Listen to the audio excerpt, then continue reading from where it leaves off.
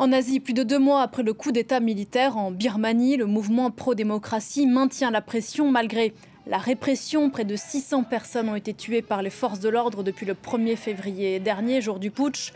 Les affrontements entre groupes rebelles et l'armée s'intensifient aussi un peu partout dans le pays. Une crise birmane qui a des répercussions très concrètes. À 9000 km de Rangoon, à Londres, l'ambassadeur birman, qui est resté fidèle à Aung San Suu Kyi, a été délogé par des putschistes qui tentent par la force d'asseoir leur légitimité. Écoutez depuis Bangkok, Carole Issou.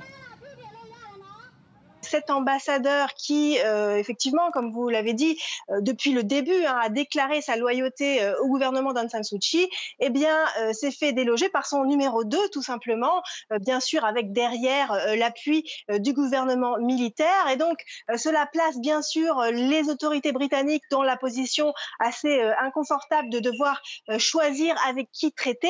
Et en fait, à l'échelle d'une ambassade, eh bien, cela est une bonne illustration de ce qui se passe à l'échelle d'un pays entier où on a effectivement ces deux groupes, d'un côté les militaires et de l'autre ce groupe de députés qui se fait appeler le CRPH, qui est un groupe de députés donc qui se déclarent loyaux à Aung San Suu Kyi et qui sont tous les deux à la recherche de la légitimité sur la scène internationale. Et malgré les déclarations, malgré les condamnations de l'ONU, de certains pays occidentaux, pour l'instant, aucun de ces deux groupes n'est parvenu à asseoir véritablement, à obtenir des gestes significatifs pour asseoir sa légitimité sur la scène internationale.